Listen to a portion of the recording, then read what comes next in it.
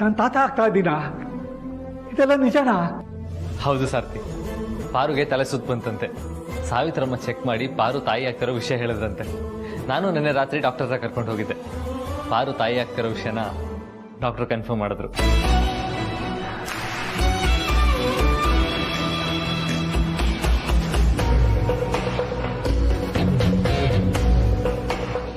ಹಂಗಾದ್ರೆ ನಾನು ಮಾವ ಆಗ್ತಾ ಇದ್ದೀನಿ. ಬಾವ ಕಂಗ್ರಾಟ್ಸ್ ಬಾವ, ನೀವು ಅಪ್ಪ ಆಗ್ತಾ ಇದ್ದೀರಾ.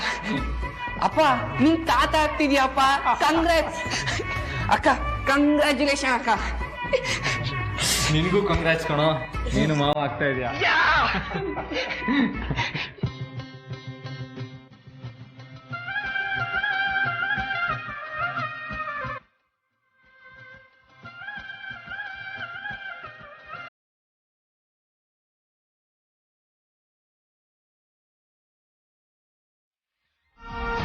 ಅಬ್ಬಾ, ಇವತ್ತಿದ್ದ ಕಂಟಕ ಕಳೀತು ನೋಡು. ಇಷ್ಟು ದಿನಾನು ಬೇಜಾರಲ್ಲಿ ಕುಡಿತಾ ಇದ್ದಾರು, ಇನ್ ಮುಂದೆ ಖುಷಿಗೆ ಕುಡಿತೀನಿ. ದಿನ ಪಾರ್ಟಿನೇ. ನಿನಗೆ ಕುಡಿಯೋದಕ್ಕೊಂದು ಕಾರಣ ಬೇಕು ಅಷ್ಟೇ. ಕುಡುಕರಿಗೆ ಕಾರಣ ಅನ್ನೋದು ನೆಪ ಮಾತ್ರ ಅಷ್ಟೇ. ಹಾಗಾಗಿ ಕುಡಿಯೋದಕ್ಕೆ ಏನಾದ್ರು ಒಂದು ಕಾರಣ ಹುಡುಕ್ತಿರೋದು, ನೆಪ ಹುಡುಕ್ತಿರೋದು. ಇಷ್ಟಕ್ಕೂ ಇವತ್ತು ನಮ್ಮ ಮನೆಗೆ ಬರ್ತಾ ಇರೋದು ನಮ್ಮ ಪಾಲಿನ ಹೀರೋ ಅಲ್ವಾ, ಅವ್ರಿಗೋಸ್ಕರನೇ ತಾನೆ ಈ ಕೇಕ್ ಕಟ್ಟಿಂಗ್ ಎಲ್ಲಾನು.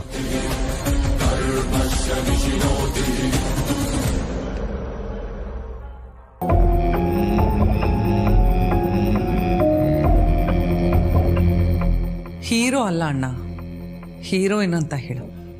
ಹೌದೌದು, ಬೇರೆಯವ್ರ ಪಾಲ್ಗೆ ವಿಲ್ಲನ್ ಆದ್ರೂ ನಮ್ಮ ಪಾಲ್ಗೆ ಹೀರೋಯಿನ್. ಅರ್ಸುನ್ ಕೋಟೆ ವಿರುದ್ಧ ಬೆಂಕಿ ಕಾಡೋದಕ್ಕೆ ಮುನ್ನುಡಿ ಇಟ್ಟಿದ್ದೆ ನಮ್ಮ ಹೀರೋಯಿನ್ ಅಲ್ವಾ.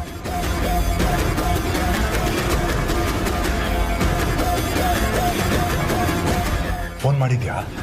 ಮಾಡಿದ್ದೆ, ಬರ್ತಿದ್ದಾರೆ.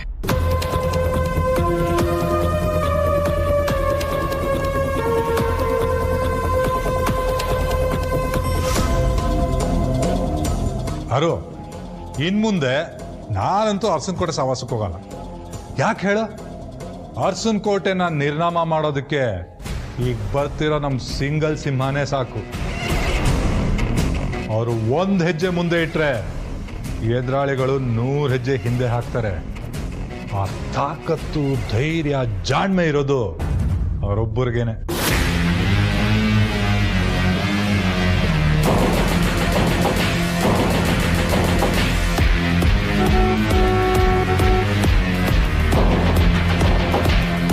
ಇಷ್ಟು ದಿನ ಅರ್ಸನ್ ಕೋಟೆ ಕಂಡ್ರೆ ಹೆದರ್ತಾ ಇದ್ದೆ, ಆದ್ರೆ ಇನ್ ಮುಂದೆ ಅರ್ಸನ್ ಕೋಟೆ ನಮ್ಮನ್ ಕಂಡ್ರೆ ಹೆದರ್ಬೇಕು. ಯಾಕಂದ್ರೆ ನಮ್ಮ ಹೀರೋಯಿನ್ ಕೊಡೋ ಏಟ್ಗೆ ಅರ್ಸನ್ ಕೋಟೆ ಪದರ್ಗುಟ್ಬೇಕು. ಅರ್ಸನ್ ಕೋಟೆ ನಾಶ ಆಗೋ ಟೈಮು ಹತ್ರ ಬಂತು. ಅವರು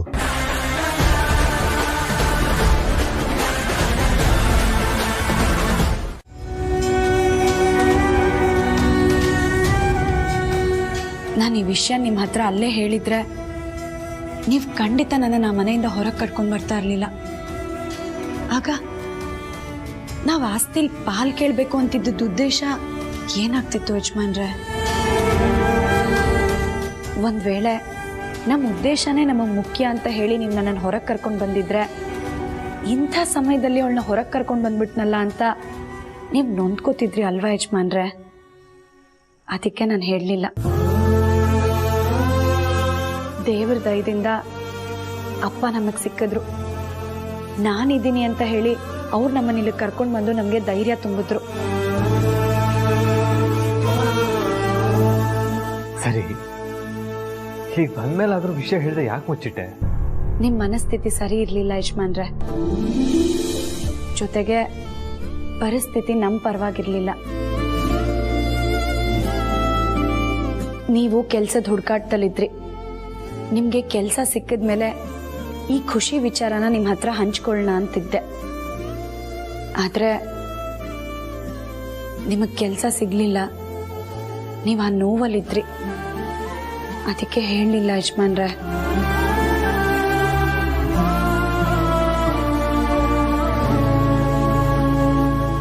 ಆಮೇಲೆ ಜನನಿ ತಾಯಿ ಆಗ್ತಿರೋ ವಿಷಯನ ಕೇಳಿ ನೀವು ಖುಷಿ ಪಡೋದನ್ನ ನೋಡ್ದೆ.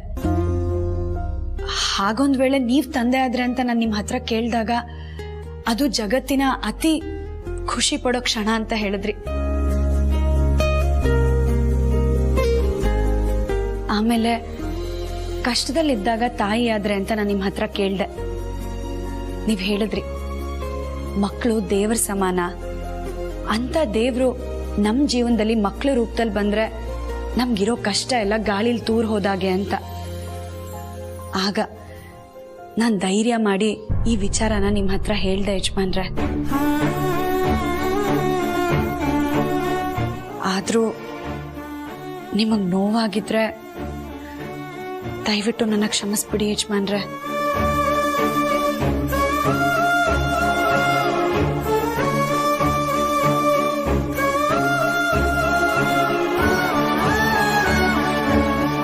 ಎಂತ ಒಳ್ಳೆ ಮಗಳನ್ನ ಹೆತ್ತಿದ್ದೀರಾ ಸಾರ್ಥಿ.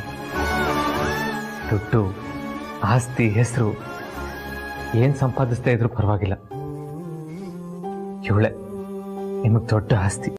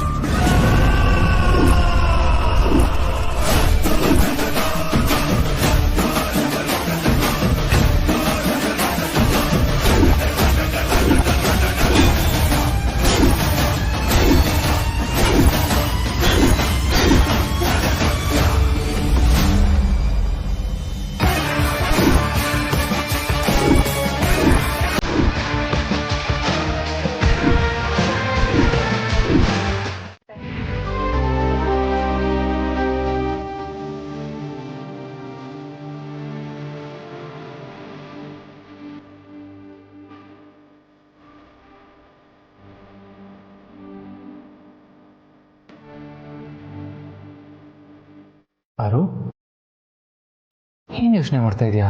ಯಾಕೆ ಬೇಜಾರಾಗಿದ್ಯಾ? ಯೋಚನೆ ಮಾಡಬೇಡಿ ಅಕ್ಕ. ನೀವು ಆದಷ್ಟು ಬೇಗ ತಾಯಿ ಆಗ್ತೀರಾ ಅಂತ ಜನನಿ ನನ್ನ ಹತ್ರ ಹೇಳಿದಾಗ ನಾನು ನಿನ್ನ ಹಾಗೆ ತಾಯಿ ಆಗ್ತಾ ಇದ್ದೀನಿ. ಅರಸನಕೋಟೆ ವಂಶದ ಕುಡಿ ನನ್ನ ಹೊಟ್ಟೆಲು ಬೆಳೀತಿದೆ ಅಂತ ಖುಷಿಯಿಂದ ಹೇಳಬೇಕು ಅನ್ಕೊಂಡೆ. ಆದ್ರೆ ಪರಿಸ್ಥಿತಿ ನಪ್ಕ ಬಂದು ಸುಮ್ಮನಾಗ್ಬಿಟ್ಟೆ. ಎಲ್ಲ ಚೆನ್ನಾಗಿದ್ದಿದ್ರೆ ನಾಳೆ ನನಗೂ ಜನನಿ ಜೊತೆ ಬಸ್ರಿ ಬೈಕೆ ಶಾಸ್ತ್ರ ಮಾಡ್ತಿದ್ರಲ್ವಾ ಯಜಮಾನ್ರೆ?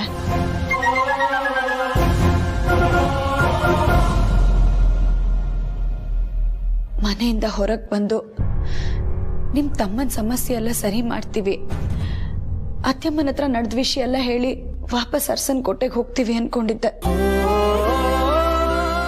ಆದ್ರೆ ಅತ್ಯಮ್ಮ ನಾವ್ ಮತ್ತೆ ಅರಸನಕೋಟೆಗೆ ಹೋಗದೆ ಇರೋ ತರ ಮಾತಾಡಿದ್ರಲ್ಲ ಯಜಮಾನ್ರೆ. ನಮ್ಗೆಲ್ರೂ ಇದ್ದು ಯಾರು ಇಲ್ದೇ ಇರೋ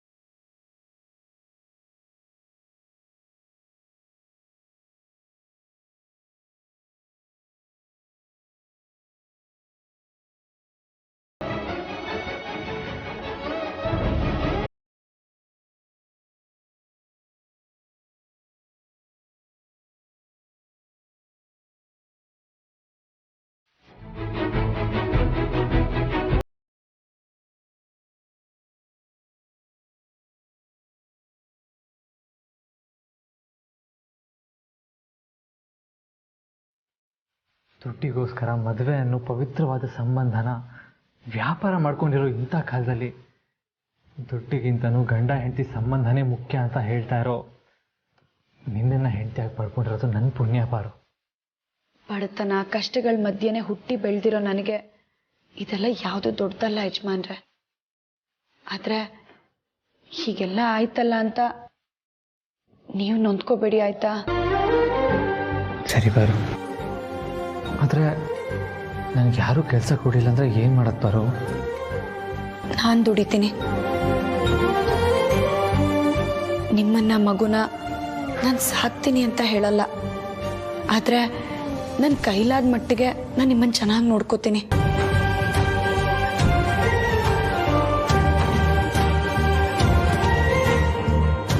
ಓದಿಲ್ಲ ಬರ್ತಿಲ್ಲ, ಏನು ಕೆಲಸ ಅಂತ ಮಾಡ್ತೀಯ ಪಾರು? ಅರ್ಸನ್ ಕೋಟೆ ಅಂತ ಅರಮನೇಲಿ ಕೆಲಸ ಮಾಡಿರೋಳ್ಗೆ ಬೇರೆ ಮನೇಲಿ ಕೆಲಸ ಕೊಡಲ್ವಾ? 4 ಮನೇಲಿ ಅಡುಗೆ ಮಾಡ್ತೀನಿ, ಕಸ ಗುಡಿಸಿ ಪಾತ್ರೆ ತೊಳಿತೀನಿ, ಕೈ ತುಂಬ ದುಡ್ಡು ಕೊಡ್ತಾರೆ. ನಿಯತ್ತಿಂದ ಕೆಲಸ ಮಾಡೋರ್ಗೆ ಯಾವ ಕೆಲಸ ಆದ್ರೆ ಏನು ಯಜಮಾನ್ರೆ?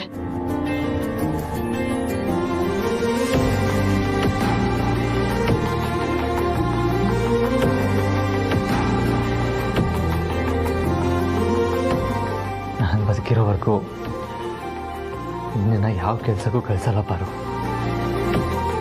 ನನ್ನ ಅರ್ಹತೆಗೆ ಕೆಲಸ ಸಿಗಲಿಲ್ಲ ಅಂದರೂ ಪರವಾಗಿಲ್ಲ, ಸೆಕ್ಯೂರಿಟಿಯಾಗಿ ಕೆಲಸ ಮಾಡಾದರೂ ನಿನ್ನ ನಮ್ಮ ಮಗುನ ಸಂತೋಷವಾಗಿ ನೋಡ್ಕೋತೀನಿ.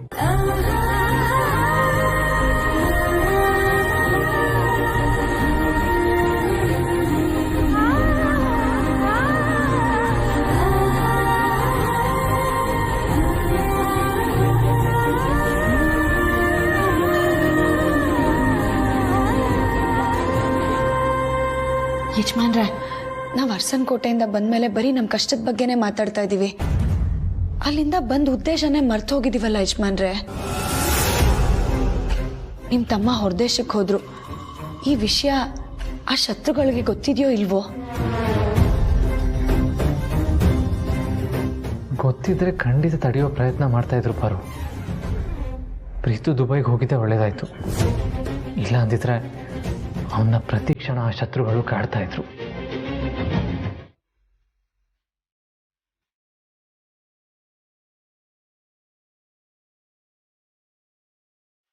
ಅಮ್ಮ ಮಹಾತಾಯಿ, ನನ್ನ ಮಗಳು ತಾಯಿ ಇಲ್ಲದೆ ಇರೋಳು, ಈಗ ಅವಳೇ ತಾಯಿ ಆಗ್ತಿದ್ದಾಳೆ.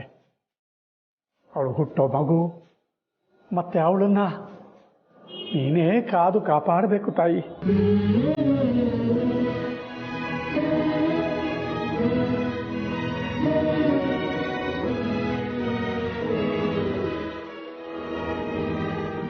ಅರ್ಚಕ್ರೆ, ನನ್ನ ಮಗಳು ತಾಯಿ ಆಗ್ತಿದ್ದಾಳೆ. ಅವಳಿಗೆ ಯಾವುದೇ ಥರದ ತೊಂದರೆ ಆಗದಿರೋ ಹಾಗೆ ಸದಾ ಸಂತೋಷವಾಗಿರಲಿ ಅಂತ ಅವಳ ಹೆಸರಿನಲ್ಲಿ ಅರ್ಚನೆ ಮಾಡಿ. ಸರಿ, ಹೆಸರು ಹೇಳಿ. ಪಾರ್ವತಿ.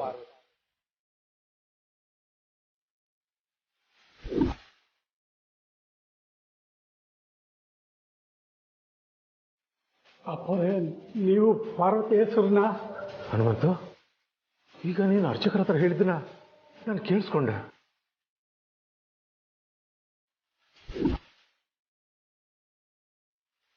ನನ್ನ ತಾಯಿ ಆಗ್ತಾ ಇರೋ ವಿಚಾರ ಅರ್ಸನ್ ಕೋಟೆಲಿ ಅತ್ತೆಮ್ಮಂಗಾಗ್ಲಿ ಮಾವಂಗಾಗ್ಲಿ ಇಲ್ಲ ಬೇರೆ ಯಾರಿಗಾದ್ರೂ ಆಗ್ಲಿ ಗೊತ್ತಾಗ್ಬಾರ್ದು, ಹಾಗಂತ ಮಾತು ಕೊಡು.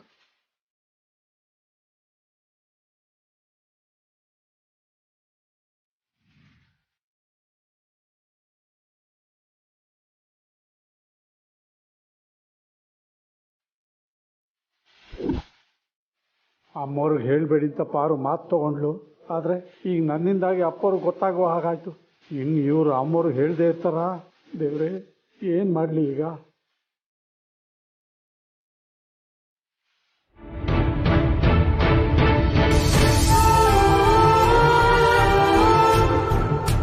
ಓಹೋ, ಕೇಸರಿ ಬಾತ್ ನೆಪದಲ್ಲಿ ಹತ್ರವಾಗಿ ನೋಡ್ತಿದ್ದಾಳಕ್ಕ. ಆ ಜನನೇನ್ ಮಾತ್ರ ಕಳಿಸ್ಬೇಡಿ.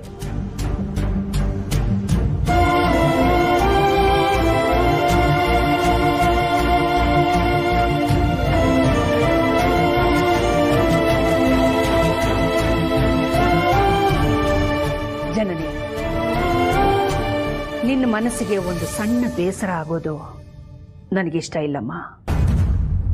ಇವತ್ತು ನಿನ್ನ ಬಸರಿ ಬಯಕೆ ಶಾಸ್ತ್ರ. ನಿನ್ನ ಬಯಕೆಗಳನ್ನ ತಡೆಯೋದಕ್ಕೆ ನನಗೆ ಖಂಡಿತ ಮನಸ್ಸಿಲ್ಲ.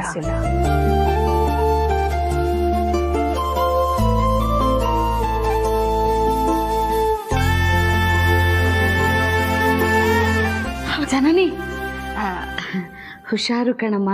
ಮೊದಲೇ ನಿನ್ನ ಬಸರಿ ಹೆಣ್ಣು, ಯಾರ್ದು ಕೆಟ್ಟ ದೃಷ್ಟಿ ಬೀಳ್ಬಾರ್ದು ಅಂತ ಹೇಳ್ತಾ ಇದ್ದೀನಿ. ಹುಷಾರು ಕಣಮ್ಮ. ತಾವು ಪ್ರೀತಿಯಿಂದ ಮಾಡಿರೋದನ್ನ ತಾಯಿ ಆದವರಿಗೆ ತಾವೇ ಪ್ರೀತಿಯಿಂದ ತಿನ್ನಿಸ್ಬೇಕಂತೆ.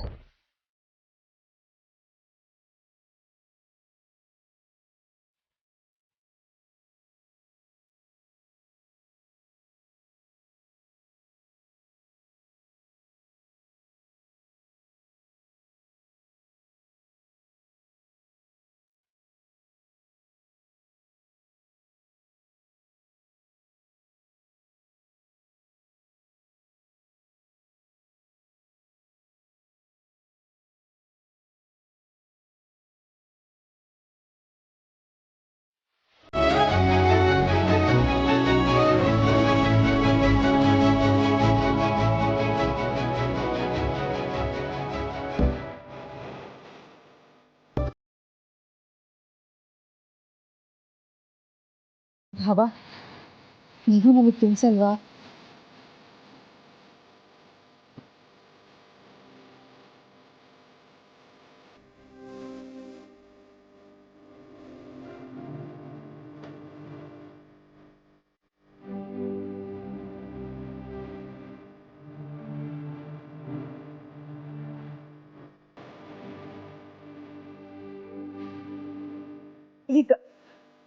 ಈಗ ಈ ಬಸ್ರಿ ಬಳಕೆ ಬುದ್ಧಿಶಾಸ್ತ್ರಕ್ಕೆ ಬೆಟ್ಟ ಬಂತು.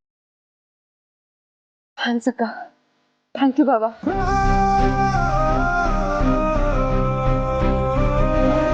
ಸರಿ, ನಾವೇನು ಬರ್ತೀವಿ.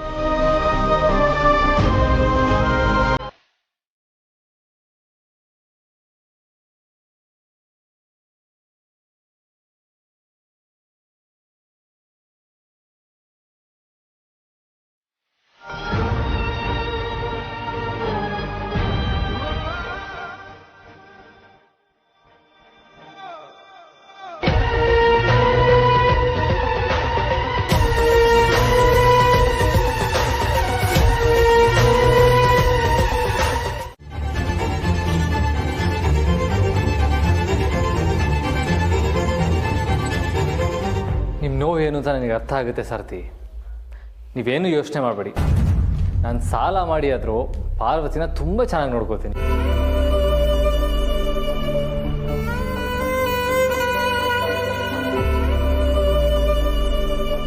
ಅಯ್ಯೋ, ತಪ್ಪು ತಿಳ್ಕೊಬೇಡಿ ದೊಡ್ಡ ಯಜಮಾನ್ರೆ.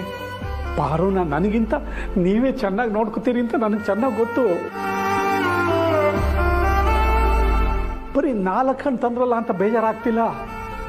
ಆದರೆ ನಿಮಗೆ ಈ ಪರಿಸ್ಥಿತಿ ಬಂತಲ್ಲ ಅಂತ ನೆನೆಸ್ಕೊಂಡ್ರೆ ದುಃಖ ಆಗುತ್ತೆ ದೊಡ್ಡ ಯಜಮಾನ್ರೆ. ಸಾರಥಿ, ಮನುಷ್ಯ ಅಂದಮೇಲೆ ಕಷ್ಟಗಳಿದ್ದೇ ಇರುತ್ತಲ್ವಾ. ಇವತ್ತು ಅರ್ಸ ಆಗಿದ್ದವನು ನಾಳೆ ಹಾಳಾಗ್ತಾನೆ, ಹಾಳಾಗಿದ್ದವನು ಅರ್ಸ ಆಗ್ತಾನೆ. ಸಂದರ್ಭ ಹೀಗೆ ಇರಲ್ಲ ಅಲ್ವಾ. ನಮ್ಮ ಟೈಮು ಬಂದೇ ಬರುತ್ತೆ, ವೆಯ್ಟ್ ಮಾಡಬೇಕಷ್ಟೆ. ನೀವೇನು ಯೋಚನೆ ಮಾಡಬೇಡಿ. ನಾನಿವಾಗ ಕಟ್ ಮಾಡಿಕೊಡ್ತೀನಿ, ನೀನು ತಿಂತಾ ಇರ್ಬೇಕಷ್ಟೆ. ಯಜಮಾನ, ನನಗೆ ಇವಾಗ ಬೇಡ. ಯಾಕೆ ಬೇಡ? ನನ್ಗೆ ಯಾಕೋ ತಿನ್ಬೇಕು ಅನಿಸ್ತಿಲ್ಲ. ನಾನು ಆಮೇಲೆ ತಿಂತೀನಿ. ಬರೋ, ಹಾಗಂದ್ರೆ ಹೇಗೆ ಹೇಳು? ಇವಾಗ ನನ್ನ ಪ್ರೀತಿ ಇದ್ರೆ ನೀನು 1 ಪೀಸ್ ಆದರೂ ತಿನ್ಬೇಕು ನಿಮಗೆ. ಬಾವಾ, ಹಂಗಾರೆ ಅಕ್ಕ ಕನ್ಫರ್ಮ್ ತಿಂತಾಳೆ. ಅದೇ ಹೇಳ್ತೀಯ? ಅಕ್ಕ ಅವಳ ಪ್ರಾಣಕ್ಕಿಂತ ಹೆಚ್ಚಾಗಿ ನಿನ್ನ ಪ್ರೀತಿಸ್ತಾಳೆ, ಅದಕ್ಕೆ.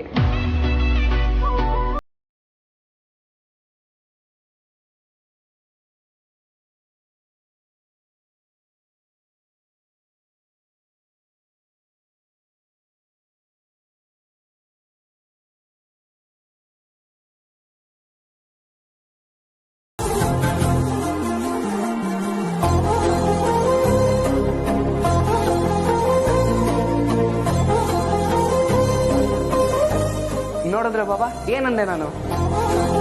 ಕರೆಕ್ಟ್ ಬಾಮ. ಇದು ನಿಮ್ಮ ಅಕ್ಕನ ಮನ್ಸನ್ನ ಅರ್ಧ ಕುಡಿದ್ಬಿಟ್ಟಿದ್ಯ. ಗಣಿ, ನಿಮ್ಮ ಅಕ್ಕ ನಿನ್ನ ಎಷ್ಟು ಪ್ರೀತಿಸ್ತಾಳೆ ಅಂತ ಹೇಗೆ ಕಂಡುಹಿಡಿಯೋದು? ಏನ್ ಬಾವ, ಅಕ್ಕ ನನ್ನ ತುಂಬಾ ಇಷ್ಟಪಡ್ತಾಳೆ. ಹೌದಾ? ಹಾಗಾದ್ರೆ ನೀನು ಅಷ್ಟು ಇಷ್ಟಪಡ್ತಾಳೆ ಅಂದ್ರೆ ಇವಾಗ ನೀನು ಕೊಟ್ರೆ ಹಣ್ಣು ನಾವು ತಿನ್ಬೇಕು, ಏನಂತೀಯ? ಹಾ, ತಿಂತಾಳೆ. ಮತ್ತೆ ನೋಡ್ಕೊಂಡು ನಿಂತಿದ್ಯಾ? ತಿನ್ಸು. ಅಕ್ಕ ನನ್ನ ಮೇಲೆ ಪ್ರೀತಿಗೆ ಒಂದೇ ಒಂದು ಪೀಸ್.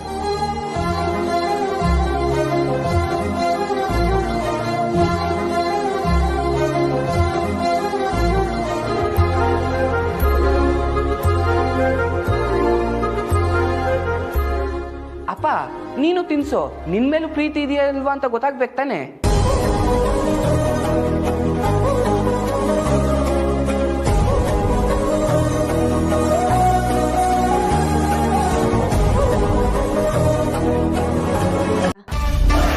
ಜನನಿ ಥರ ನಮ್ಮ ಪಾರ್ವತಿನೂ ತಾಯಿ ಆಗ್ತಿದ್ದಾಳೆ ಅಪ್ಪ.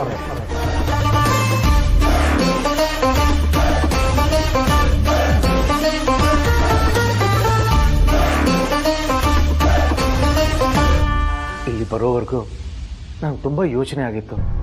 ನೀನು ತಾಯಿ ಆಗ್ತಿದ್ಯಾ, ಆದಿತ್ಯನಿಗೆ ಬೇರೆ ಕೆಲಸ ಇಲ್ಲ, ನಿಮ್ಮ ಜೀವನ ಹೇಗೆ ನಡೀತಿರ್ಬೋದು ಅಂತ ತುಂಬ ಯೋಚನೆ ಆಗಿತ್ತು.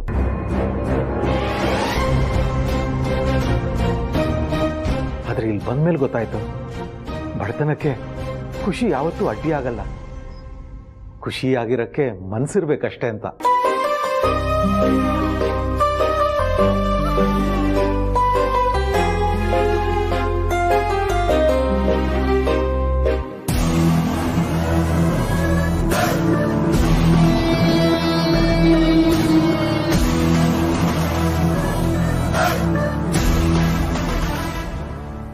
ಅತ್ಯಮ್ಮ ಹೇಗಿದಾರ ಮಾವ? ಚೆನ್ನಾಗಿದ್ದಾರಮ್ಮ. ನಮ್ಮ ಜನನಿಗೆ ಇವತ್ತು ಬೈಕೆ ಬುತ್ತಿ ಶಾಸ್ತ್ರ ಅಂತ ಕೇಳಿ ನನಗಂತೂ ತುಂಬಾ ಖುಷಿ ಆಯ್ತು. ನಿನಗೂ ಆ ಶಾಸ್ತ್ರ ಮಾಡಿದ್ರೆ ನಿನ್ ಖುಷಿ ಡಬಲ್ ಆಗುತ್ತಲ್ವಾ?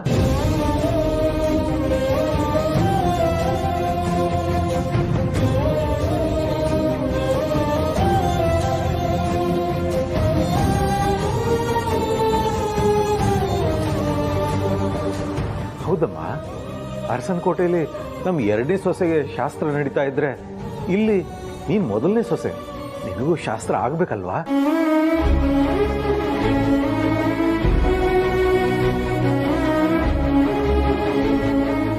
ಆ ಜವಾಬ್ದಾರಿ ನನ್ನ ಮೇಲಿದೆ, ಅದಕ್ಕೆ ಎಲ್ಲ ತಯಾರಿ ಮಾಡ್ಕೊಂಡು ಬಂದಿದ್ದೀನಿ.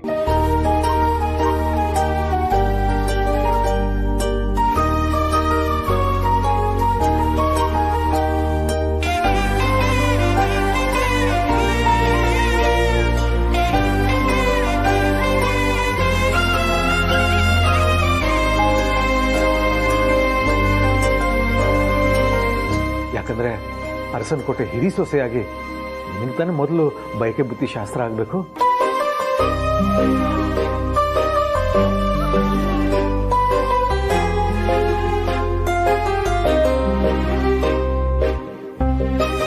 ಅದಕ್ಕೆ ಇವತ್ತು ನಾವು ಎಲ್ಲರೂ ಸೇರಿ ನಿನಗೆ ಆ ಶಾಸ್ತ್ರ ಮಾಡ್ತೀವಿ.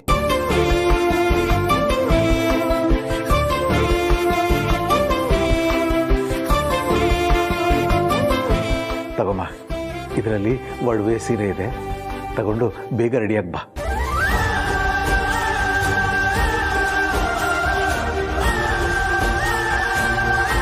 ಇದೊಂದು ವಿಷಯದಲ್ಲಿ ನನ್ನ ಸಮಾಧಾನಕ್ಕಾದರೂ ನೀನು ಹಠ ಬಿಡಬೇಕಮ್ಮ. ನೀನು ಮಾತು ಕೊಟ್ಟ ಮೇಲೆ ಮುಗೀತು, ನೀನು ಯಾವತ್ತೂ ಮಾತಿಗೆ ತಪ್ಪೋನಲ್ಲ ಅಂತ ನಂಗೆ ಚೆನ್ನಾಗಿ ಗೊತ್ತು. ನನ್ನ ಮುದ್ದಿನ ಸೊಸೆ ಈಗ ಸಂತೋಷನಾ? ಹ್ಞೂ ಮಾವ, ಇಷ್ಟು ದಿವಸ ನನಗೆ ಬರೀ ಒಬ್ಬರೇ ಅಪ್ಪ ಇದ್ರು, ಇನ್ನು ಮುಂದೆ ನೀವು ನನಗಪ್ಪನೇ.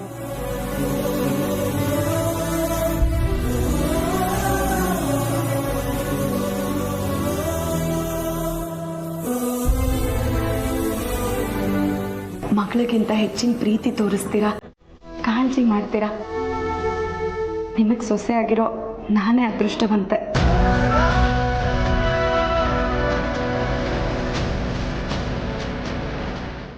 ಆದಿತ್ಯ, ನೀವು ಆಸ್ತಿಲಿ ಪಾಲು ಕೇಳಿ ಮನೆ ಬಿಟ್ಟು ಬಂದ ಉದ್ದೇಶ ಈಡೇರ್ತಾ? ಇಲ್ಲಪ್ಪ. ಹಾಗಾದ್ರೆ ನೀವು ಎಷ್ಟು ದಿನ ಅಂತ ಹೀಗೆ ಇರ್ತೀರಾ? ಗೊತ್ತಿಲ್ಲಪ್ಪ.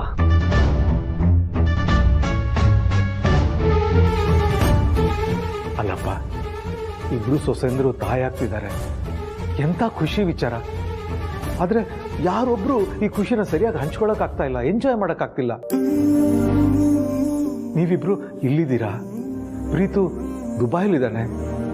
ನೀವ್ಯಾರೂ ಇಲ್ಲದೆ ಅರಸನಕೋಟೆ ಖಾಲಿ ಖಾಲಿ ಅನ್ನಿಸ್ತಾ ಇದೆ.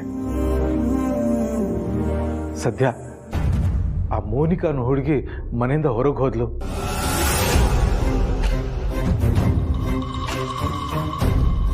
ಅವಳಿದ್ದಿದ್ರೆ ಇನ್ನೇನೇನು ಅನಾಹುತ ಆಗ್ತಿತ್ತೋ ಏನೋ. ಅದೊಂದೇ ಸಮಾಧಾನ. ಅಪ್ಪ ಏನು ಹೇಳ್ತಾ ಇದ್ದೀರಾ? ಮೋನಿಕಾ ಮನೆಯಿಂದ ಆಚೆ ಹೋದ್ಲಾ? ಯಾವಾಗ, ಯಾರ ಜೊತೆ, ಎಲ್ಲಿಗೆ ಹೋದ್ಲು? ಎಲ್ಲಿಗೆ ಅಂದ್ರೆ ಅವಳು ಗಂಡನ ಮನೆಗೆ. ಗಂಡನ ಮನೆಗ? ಹಾ, ಅವಳು ಗಂಡನೇ ಬಂದು ಕರ್ಕೊಂಡು ಹೋದ. ಪ್ರೀತು ಜನನಿ ಇಬ್ರು ಅಖಿಲ ಹತ್ರ ಮಾತಾಡಿ ಅವಳನ್ನ ಕಳಿಸ್ಕೊಟ್ರು. ಅವಳಿಗೆ ಗಂಡ ಎಲ್ಲಿಂದ ಹುಟ್ಕೊಂಡ? ಹೇಗಿದ್ರು ಮನೆ ಹೊಡಿತಲ್ಲ, ಅದಕ್ಕೆ ಅವಳನ್ನ ಅವಳ ಬಾಸು ಕರೆಸ್ಕೊಂಡಿರ್ಬೇಕು. ಹಾಗಾದರೆ ಮುಂದೆ ಅವಳ ಲೀಡರ್ನ ಪತ್ತೆ ಮಾಡೋದಕ್ಕೆ ಬೇರೆ ದಾರಿನೇ ಹುಡುಕ್ಬೇಕು. ಆದಿತ್ಯ, ಯಾಕೋ ನಿಮ್ಮನ್ನು ಬಿಟ್ಟು ಹೋಗೋಕ್ಕೆ ನಂಗೆ ಮನಸ್ಸೇ ಆಗ್ತಾ ಇಲ್ಲ. ಯಾಕೆ ಆಗಿರೋದನ್ನೆಲ್ಲ ಮರೆತು ನಾವೆಲ್ಲರೂ ಒಂದಾಗಿರೋಕ್ಕೆ ಯೋಚನೆ ಮಾಡಬಾರ್ದು? ಇಬ್ಬರು ದೊಡ್ಡ ಮನಸ್ಸು ಮಾಡಿ ಅಖಿಲ ಹತ್ರ ಬಂದು ಕ್ಷಮೆ ಕೇಳಿ ಪಾರ್ವತಿ ತಾಯಿ ಆಗ್ತಿರೋ ವಿಷಯ ಹೇಳಿದ್ರೆ ಅಖಿಲ ಖಂಡಿತ ನಿಮ್ಮನ್ನು ಕ್ಷಮಿಸಿ ಒಪ್ಕೋತಾಳೆ.